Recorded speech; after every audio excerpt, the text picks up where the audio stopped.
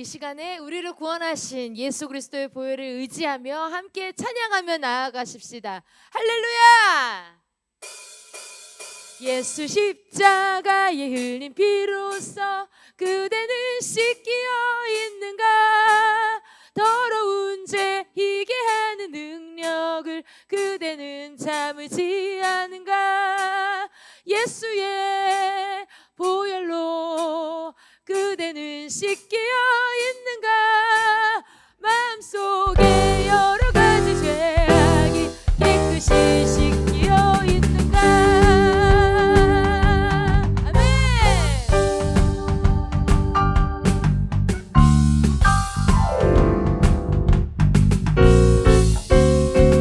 예수 십자가에 흘린 피로써 그대는 씻기어 있는가? 더러운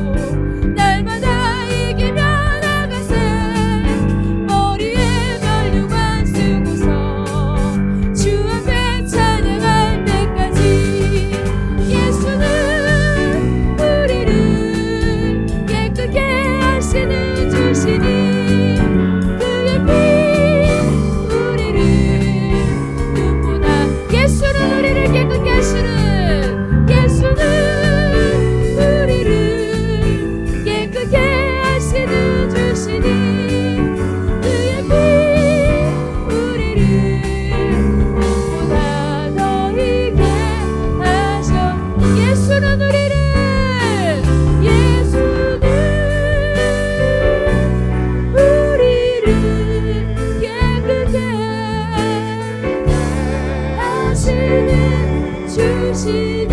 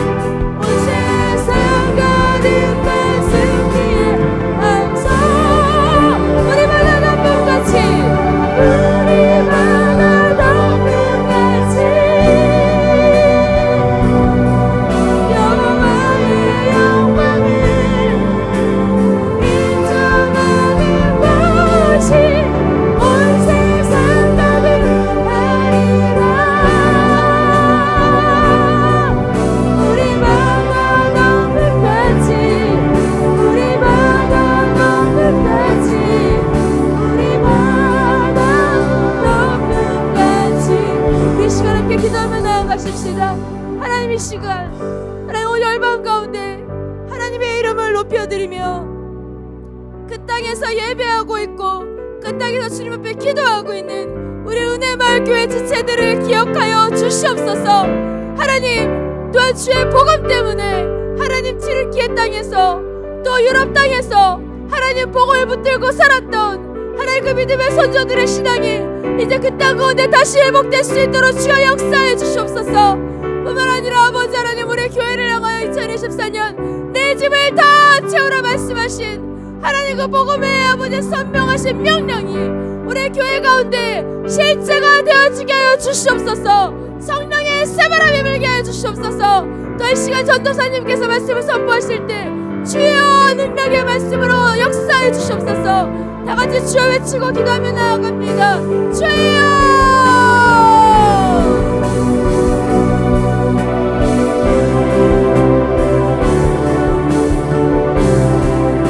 살아계신 아버지 하나님 감사를 드립니다. 주님의 능력의 말씀으로 이 시간 나타나 주시고 하나님 우리의 능력이 아닌 하나님의 말씀을 붙들고 아버지 이 시간 주님 앞에 나아가기를 원하오니 주여 이 시간 놀라우신 하나님의 능력의 말씀으로 말씀을 들고 다니에 서시는 현재원 전도사님 가운데 역사해 주시고 말씀하여 주시옵소서. 또한 이 시간 동일한 시간에 하나님 저 튀르키예 땅에서 유럽 땅에서 하나님 예배하고 높여드리고 있는 우리 은혜마을 교회 지체들의 기도와 선포를 통하여 하나님 튀르키예 땅과 유럽 땅에 아버지 나간 하나님 그들의 기도를 통하여 그들의 아버지 수고한 신을 통하여 이제 다시 한번 그 땅에 튀르키예 땅과 유럽 땅에 복음의 새바람이 불게 하여 주시옵소서. 또 우리 은혜마을 교회 내 집을 다 채우라 말씀하신 그 2024년도의 명령이 아버지 하나님 말씀이 실제가 되어 하나님 우리 교회 가운데 복의 새바람이 불 수 있도록 하여 주시옵소서. 주님 이루어 주시옵소서. 아버지 하나님 역사해 주시옵소서. 우리에게 말씀하시고 우리 교회 가운데 역사해 주셔서 놀라운 능력의 말씀으로 주님 역사해 주시옵소서.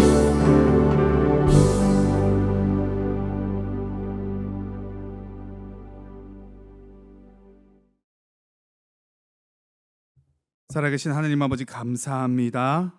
유럽 땅에서 튀르키예 땅에서 그리고 한국 땅에서 우리가 거하고 있는 처소에서 이 시간 예배를 드리게 하신 주님 감사합니다. 우리 은혜마을 교회를 당신의 몸으로 부르시고 성령으로 하나 되게 하신 그 놀라운 진리를 깨닫는 이 예배의 시간 되게 하여 주시옵소서. 모든 영혼이 깨어날 것을 우리가 찬양하였습니다. 주님 받아주시옵시고 우리의 영이 깨어나 주님의 복음을 듣고 믿고 반응하고 아버지 하나님 그렇게 복음을 살아낼 수 있는 저희들 되게 하여 주시옵소서. 감사하며 예수 그리스도의 이름으로 기도하옵나이다. 아멘. 네, 같이 함께 말씀 읽으시겠습니다. 말씀은 마가복음 10장 21절 말씀 한 절 말씀인데요. 저와 여러분들이 함께 봉독하도록 하겠습니다. 시작. 예수께서 그를 보시고 사랑하사 이르시되 내게 아직도 한 가지 부족한 것이 있으니 가서 내게 있는 것을 다 팔아 가난한 자들에게 주라. 그리하면 하늘에서 보화가 내게 있으리라. 그리고 와서 나를 따르라 하시니. 아멘. 할렐루야. 네. 유럽 헬레크 사역과 성지순례 튀르키예 사역으로 인해 영상으로 예배를 드리게 되었는데요. 이제 정말 일정이 얼마 남지 않았습니다. 이제 토요일 날 귀국을 하는 일정인데 이 사역들에 참여하신 분들이나 남아서 같이 함께 기도해 주시고 영상으로 말씀을 들으시는 여러분들 모두 하나님의 비전과 하나님의 마음을 경험할 수 있는 그러한 시간들 그리고 오늘의 이 예배가 되시길 간절히 축복합니다. 아멘. 네, 유럽 헬레크 사역팀은 오늘 이제 14일이면 이제 마지막 로마로 이제 떠나고 이제 로마에 도착하여서 열심히 이것저것 보고 있을 겁니다. 도시 전체가 나라 전체가 박물관이라고 불리어지는 곳. 제가 기사 자료를 좀 찾아보니까요. 한국국제문화교류진흥원에서 발표한 2022년도 자료인데 이탈리아의 관광 산업 전망에 대해서 그렇게 이제 이야기하고 있습니다. 보니까 기사의 제목이요. 네, 이탈리아는 소위 관광으로 먹고 사는 나라다. 이탈리아의 관광 산업은 국내 총 생산, 그러니까 GDP의 13%나 된다. 13%면 10분의 1이니까 되게 적은 거 아닌가? 나라 전체의 그 총 생산 가운데 관광이 차지하고 있는 게 무려 13%. 이거 사실 어마어마한 수치거든요. 그러니까 이탈리아는 그만큼 전체 그 경제와 산업에서 관광이 어마어마하게 차지하고 있다라는 것을 알 수 있습니다. 이제 우리 아이들이 이제 그곳을 지금 다니고 있는 거예요. 참 많은 신전들이 있고요. 상징물들이 있으면서 동시에 기독교 문화가 찬란하게 꽃피운 곳이 바로 이탈리아에 있는 로마라는 도시입니다. 우리 아이들이 이제 필수적으로 가자라고 했던 곳 중에 하나가 이제 바티칸 시티 그 이제 미술관이거든요. 그러니까 로마 안에 뭐 작은 나라라고 하면서 그렇게 여겨지는데 그곳에 성 베드로 성당이 있죠. 그러니까 이제 베드로의 시신 무덤이 있어서 그 무덤 위에 그러니까 내가 너를 반석 삼아서 교회를 세우겠다라 하는 그 말을 진짜 해버린 거예요. 무덤을 가져와서 그 위에 성당을 진짜 지어버린 그러라고 하신 말씀은 아닐진데 이미 그 의미는 우리 목사님을 통하여서 숱하게 많이 들어왔으니 다시 여기서 설명은 안 하지만 어찌되었든 베드로의 무덤이 있다라고 여겨지면서 이제 그곳에 이제 성당을 세웁니다. 그리고 그 성당 안에는 저희 이제 설교 시간에도 많이 살펴보았었던 이 피에타상, 이걸 이제 진짜 직접 코앞에서 이제 볼 수 있는 기회가 이제 우리 아이들에게 주어진 것이죠. 그리고 바로 옆에는 시스티나 성당이라는 곳이 있어서 그 성당 천장에 이런 그림이 있는데 이 그림 가운데 아주 유명한 거 이거 이티의 모티프가 되었다. 네, 천지창조가 바로 이 천장의 그림에 이제 그려져 있는 것을 볼 수 있습니다. 이것을 이제 우리 아이들이 보는 거예요. 그러니까 로마는 참 많은 뭐 신화들도 있고 그래서 신전들이 세워지고 많은 우상 신상들도 있지만 그러나 기독교 문화로 그 국교가 정해지고 기독교로 정해지고 그 나라의 문화 자체가 그 나라의 그 생태 자체가 기독교로 완전히 송두리째 바뀌었기 때문에 어느 곳곳을 가든 그런 이제 성자들의 뭐 형상이라던가 그림들 그런 조각들을 볼 수가 있습니다.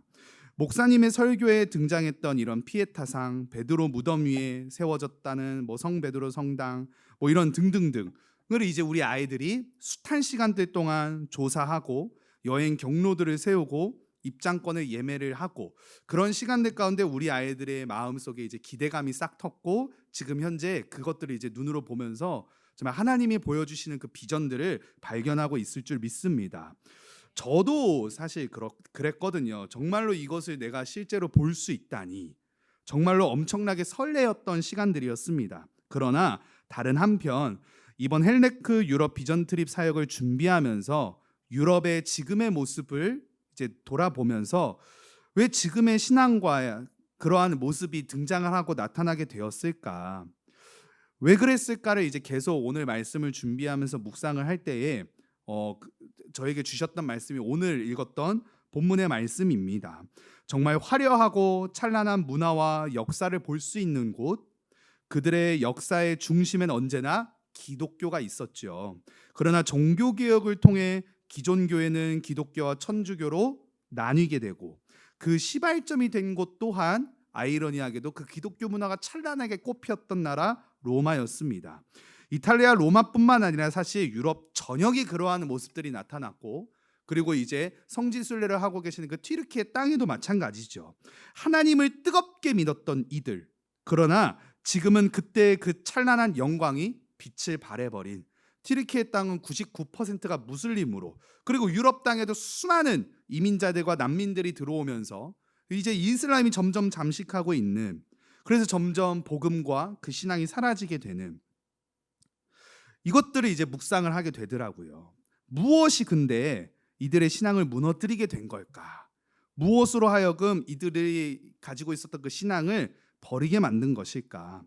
역사적 기록과 사실들은요, 무엇이 이들의 신앙을 무너뜨렸는지에 대해서 저와 여러분들에게 볼 수 있게 해줍니다. 로마의 핍박과 유대 동족들로부터의 멸시를 당했던 초대교회 성도들, 주일의 말씀과 같이 이들은 그러한 박해를 이겨내고 하나님의 말씀을 인내로 지켜내서 결국 로마라는 나라를 우상 신들의 국가에서 기독교 국가로 뒤바꾸는 놀라운 모습을 보여주었습니다. 이것이 바로 복음의 능력인 것이죠. 전 세계 패권을 잡고 있었던 로마라는 나라의 변화. 이는 로마라는 단지 한 나라의 변화뿐만 아니라 유럽 전역의 역사를 뒤바꾸는 놀라운 하나님의 섭리였습니다. 신자들이 날로 늘어갔고 전에 없던 부흥을 경험한 유럽 전역이 되었죠. 그렇게 유럽 전역이 하나님을 믿고 그리스도를 구주로 영접하며 나라의 모든 영역이 전부 기독교로 가득 채워지게 되었습니다. 전 세계 어디에서도 볼 수 없는 유럽의 번영과 발전이 기독교 문화가 꽃피어지던 그 시기에 찬란하게 빛났습니다.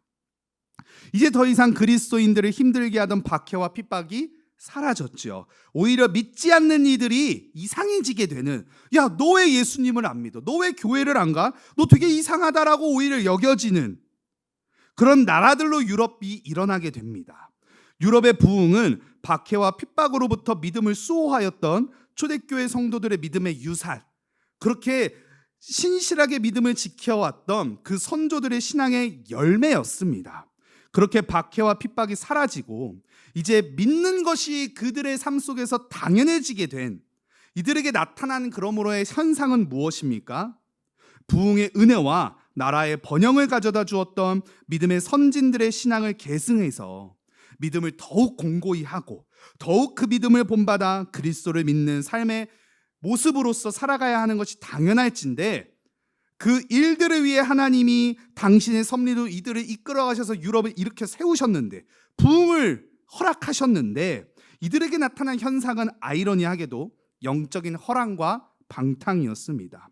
점점 교회의 교세가 커지니 국가의 권력을 탐하기 시작하고 하나님을 찬양하던 이들이 자신들의 이권을 자랑하기 위해 더 큰 성당, 더 화려한 예배당을 건립하려 합니다. 유럽의 거대하고 화려한 성당들은 어찌 보면 그 당시 교회의 부패와 타락이 연결되어진 그러한 죄의 열매들이었습니다. 부를 자랑하고 자신들이 가지고 있었던 그 권력을 뽐내려 하였죠. 신학의 여러 도전들에 대해서 말씀으로 대적하였던 초대교회, 그렇게 이제 그 신앙의 유산을 이어받았던 고대 교회들, 마찬가지로 그렇게 이제 신앙의 도전들을 말씀으로 대적하며 이단들로 정죄하였던 이들이 어느새 자신들의 회의를 통해 교회의 중요한 교리들을 결정하기 시작하고 결국 성경의 말씀과는 전혀 다른 교리들을 늘어놓기 시작합니다. 교황의 권위를 하나님의 말씀의 권위와 같게, 아니 오히려 그 위에 두려 하는 모습으로 절대 권력을 휘두르는 그러한 이제 교회 지도자들의 모습을 볼 수 있죠. 심지어는 그러한 모습들을 갈망한 나머지 사제직을 돈 주고 거래를 하기까지 이르게 됩니다. 그래서 하나님의 종으로 서는 일들을 돈을 주고 사고 파는 일들이 벌어졌던 거죠. 결국 무엇까지도 돈을 주고 사고 팔게 됩니까? 구원까지도 돈을 주고 사고 파는 지경에 이르릅니다. 신학이 변질이 되었고 신앙이 변질이 되었습니다. 이들에게 있어서 신학의 용도는 성경의 권위를 곤고히 세우기 위해서가 아니라 자신들이 가진 기득권을 놓치지 않기 위한 수단으로서의 도구로 전락돼 버리고 맙니다. 성경을 전혀 신자들이 읽을 수 없는 말로 출판하여서 사제들의 기득권을 취득하기 위하여서 이제 활용을 하였고요. 유럽의 수많은, 그래서 성경의 이야기를 담은 그림들이 있지 않습니까? 정말 많은 작품들이 있는데 그렇게 성당에 그려진 수많은 벽화들도 있고요, 조각품들도 있습니다. 물론 그러한 작품들을 통해 예수 그리스도의 아름다움, 하나님의 그 놀라운 그 은혜를, 그 의미를 전달하려는 의도가 있겠지만 또 다른 목적으로는요, 성경을 신자들에게 읽히지 못하게 해야 하기 때문에, 근데 어찌됐든 하나님의 말씀은 그들로 하여금 알게 하기 위한 도구로 그림을 그려놓고, 야, 이게 하나님의 말씀이야, 성경 볼 필요 없이 그림 보면 돼, 성경 볼 필요 없이 이거 작품 보면 돼. 벽화를 봐. 그래서 성당에 수많은 그림들이 전시가 되어 있는 거죠. 그래서 그림을 통해 메시지를 전달하기 위함도 사실 있습니다. 하나님의 말씀을 접하지 못하게 하여서 성직자들이 자신들의 말을 하나님의 말씀과 같이 여기도록 하기 위한 도구와 수단으로서 그림과 작품들을 사용하였죠. 결국 역사는 하나님의 말씀을 액자 속에, 성당의 벽화 속에 가둬버리고 오히려 신자들이 자신들의 권력과 기득권으로 떵떵거리며 살아갈 수 있는 그 세상을 만들어 가였던 타락한 중세시대의 종교 지도자들과 교회였다라는 것을 저와 여러분들에게 역사는 알려주고 있습니다. 결국 이들이요, 하나님의 말씀을 액자 속에 던져버리고 벽 속에 가둬버리고 자신들의 신앙과 신학을 변질시키면서까지 무엇을 지키고 수호하려고 하였던 것일까? 그것이 무엇일까? 바로 세상 안에서 누리게 된 자신들의 기득권, 그 세상 안에서 떵떵거리며 살아갈 수 있는 그 권력, 재력, 세상에서 자랑할 수 있게 된 그것들을 수호하기 위하여서 하나님의 말씀을 액자 속에 가둬놓고 벽 속에 가둬놨다는 사실입니다. 결국 오늘날 유럽은 자유주의 신학으로 인해, 잘못된 인본주의의 폭발력으로 인해 그 옛날 기독교 문명이 찬란하게 꽃피었던 세상 속에서 복음을 드러내던 나라들에서 이제는 선교 대상 국가들로 전락돼 버리고 납니다. 오늘 본문의 부자 청년을 향하여서 예수님께서 말씀하시죠. 다시 한번 본문의 말씀 읽어보실까요? 시작. 예수께서 그를 보시고 사랑하사 이르시되 내게 아직도 한 가지 부족한 것이 있으니 가서 내게 있는 것을 다 팔아 가난한 자들에게 주라. 그리하면 하늘에서 보화가 내게 있으리라. 그리고 와서 나를 따르라 하시니.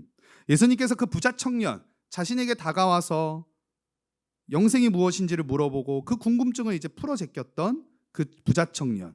근데 그 예수님께서 당신에게 다가온 부자 청년에게 한 가지 부족한 것이 있다라고 얘기를 하시거든요. 이 부자 청년이 많은 것이 부족한 것이 아니었습니다. 정말 딱 하나 부족한 것이 있었습니다. 근데 그 하나가 이 청년에게는 인생 전부를 차지하는 것이었죠. 그것을 예수님이 보시고 그 하나 바꿔라라고 말씀하신 것이죠. 이 청년에게는 그의 삶을 움직이게 만드는 실제 그 하나가 무엇이었습니까?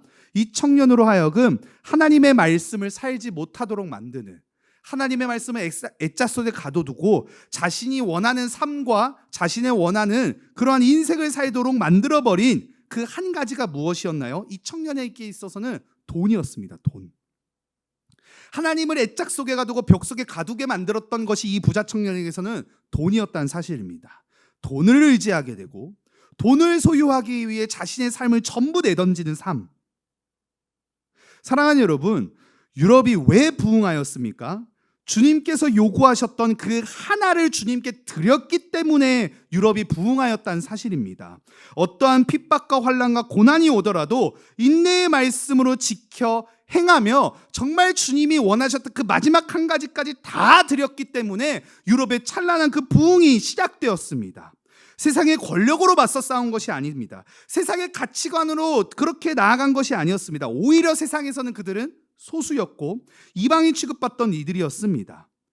주일날 말씀처럼 빌라델비아 교회처럼 정말 거의 없다시피 한 능력밖에 없었습니다. 그러나 서방의 신자들은 세상을 복음으로 변화시켰습니다. 하나님의 말씀을 향한 그들의 변함없는 믿음, 결코 돌아서지 않는 믿음, 하나님을 향한 완전한 신뢰와 믿음이 그 참혹한 고통과 핍박 속에서도 신앙을 지킬 수 있게 하는 힘이 되었고, 결국 기독교로 나라가 바뀌고 유럽 전역이 부흥의 그 역사로 뒤덮이게 되는 그 놀라운 은혜를 경험합니다. 세상 권력에 취해 기득권에 취해 돈만 밝히던 중세의 타락한 교회들 가운데 하나님의 말씀을 정직하게 받았던 루터와 칼빈은 액자 속에 가둬진, 벽 속에 가두어졌던 그 하나님의 말씀을 다시 끄집어내었습니다. 그 액자를 부수고 하나님의 말씀을 다시 가지고 온 거예요. 그래서 그것을 세상 앞에 드러내었습니다. 그때 다시 유럽에 부흥이 오게 되죠. 세상의 것들을 오히려 가둬두고 하나님의 말씀을 가두려 하였던 그 모든 것들을 다 깨부수고 제거하고 그렇게 말씀만 들고 나아갔습니다. 그 믿음의 유산이 오늘 저와 여러분들에게까지 전해진 것이죠. 우리 예수님의 바로 그 본을 보이시지 않았습니까? 부활의 생명과 소망을 가두려 하는 흑암의 권세, 죄와 사망의 권세를 다 묶어버리시고 오히려 하나님의 말씀을 가두려 했던 그 세상 권세를 다 깨부수고, 그래서 저와 여러분들을 구원하시기 위해 이 땅에 오신 예수 그리스도, 흑암의 권세를 가두시고 하나님의 말씀을 이 땅에 전하신 예수 그리스도, 그때 복음이 이 땅에 전해지고 구원의 은혜가 선포된 것이죠. 이것이 바로 성경이 말씀하시는 부흥입니다. 하늘 아버지의 부름받아 이 땅에 오신 예수 그리스도, 그 예수님이 말씀하십니다. 무엇라 말씀하시나요? 그리고 와서 나를 따르라. 그분의 말씀을 따랐던 초대교회의 성도들, 그분의 말씀을 따라 그렇게 십자가 붙들며 나아갔기 때문에 그 유럽을 기독교로 뒤바꿀 수 있었고 그 땅에 부흥의 은혜를 열매 맺을 수 있었다는 사실입니다. 하나님 아버지께 나아가 그분의 말씀을 따라 우리의 죄를 지시고 우리를 살리신 예수 그리스도, 말씀은 아버지에게 보냄을 받았다라고 예수 그리스도께서 그렇게 말씀을 하시죠. 요한복음 8장 41절 말씀 봉독하도록 하겠습니다. 시작. 예수께서 이르시되 하나님이 너희 아버지였으면 너희가 나를 사랑하였으리니 이는 내가 하나님께로부터 나와서 왔음이라.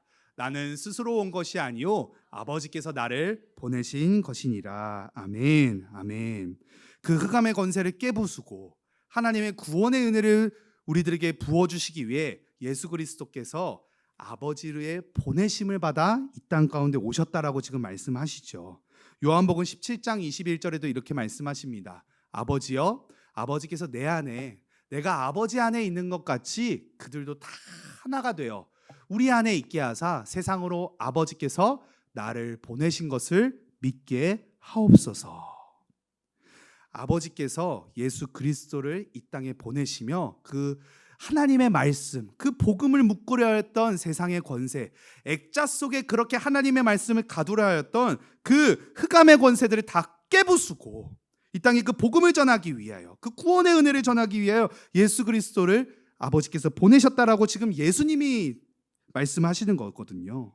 그런데 요한복음의 말씀은 그렇게 아버지의 보냄을 받은 예수 그리스도를 전함과 동시에 마지막에는 무엇을 말씀하십니까? 같이 함께 20장 21절 말씀 읽도록 하겠습니다. 시작. 예수께서 또 이르시되 너희에게 평강이 있을지어다. 아버지께서 나를 보내신 것 같이 나도 너희를 보내노라. 아멘. 부자 청년에게 하신 말씀인 것이죠.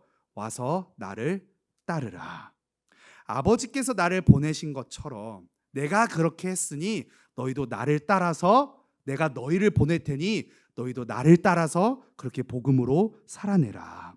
예수님이 걸어가신 십자가의 길, 하나님의 사랑과 생명을 전하오신 그 십자가의 길, 그 길을 따라가는 것. 사랑하는 여러분, 복음을 아는 것으로만 그치는 것이 아니죠. 아는 것은 무엇일까요?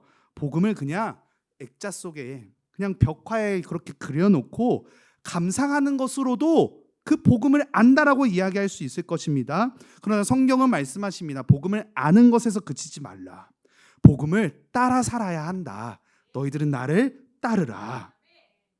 아버지께서 나를 보내신 것처럼 나도 너희를 보낼 테니 내가 이 땅에서 살았던 것처럼 너희도 이 땅에서 나를 따라 그렇게 내가 보낸 것으로 살아가라 라고 말씀하시는 것입니다. 사랑하는 여러분, 복음을 따라 사는 인생, 그 복음을 드러내는 인생, 복음으로 변화된 인생, 그래서 주님이 보내신 곳에서 내가 그 복음으로 빛을 내는 인생. 사랑하는 여러분, 오늘 이 은혜가 우리 은혜마을교회 가운데 그리고 남아있는 헬레크 사역과 성지순례 사역 가운데 임하기를 간절히 축복합니다. 이제 더 이상 복음을 액자 속에 가둬만 두지 마시기 바랍니다. 이제는 그것을 깨부수고 복음을 꺼내십시오. 복음을 드러내십시오. 말씀을 선포하십시오. 이 땅에 우리가 보냄받은 그 이유를 깨달아 그렇게 주님의 복음을 들고 나아가는 저와 여러분들 되시길 간절히 축복합니다. 같이 함께 기도하시겠습니다. 말씀을 기억하시면서 기도하실 때에 하나님의 복음을 액작 속에 가둬두게 만드는 것이 무엇이 있습니까? 내가 드리지 못한 그 한 가지 때문에 하나님의 말씀이 액작 속에 가두어지고 벽화 속에 가두어져서 그렇게 하나님 복음 말씀 따로 세상에서의 나의 삶 따로 살아가려 하였던 부자 청년의 모습이 오늘 저와 여러분들의 모습은 혹 아닙니까? 오늘 이 시간 기도하실 때에 주여 내가 복음을 아는 것으로만 그치는 것이 아닌 복음을 살아내는 인생 되게 하여 주시옵소서. 복음을 따라 사는 인생 되게 하여 주시옵소서. 그리스도께서 십자가의 길을 걸으셨던 그 길을 우리도 와라 따르라 하셨던 그 말씀 앞에 순종과 겸손으로 반응하며 살아내는 인생 되게 하여 주시옵소서. 그래서 이제는 더 이상 액자에 가둬두고 벽 속에 그려놓고 그저 감상만 하는 복음이 아니라 지식적으로만 아는 복음이 아니라 그 복음을 살아내는 인생, 그 복음을 이제 드러내는 인생, 그 복음을 자랑하는 인생, 그래서 우리의 교회에 우리의 인생 가운데 부흥을 경험하는 인생 되게 하여 주시옵소서. 같이 함께 주여 외치시며 간절히 기도하며 나아가겠습니다. 주여! 살아계신 하나님 아버지 감사합니다. 오늘 우리 말씀을 정직하게 반응하기를 원합니다. 아버지 하나님, 우리가 하나님의 복음을 액작 속에 가두게 만드는 하나님의 말씀을 벽 속에 가둬두려 하는 그 아버지 하나님, 주님께 드리지 못할 한 가지가 무엇이 있는지 이 시간 다시금 정직하게 돌아보게 하시고 아버지 하나님, 그 하나님의 말씀을 다시 우리들의 인생 가운데로 우리의 보좌 안에 아버지 하나님 모셔 아버지 그 복음을 드러내고 복음을 살아내는 우리들 인생 되게 하여 주시옵소서.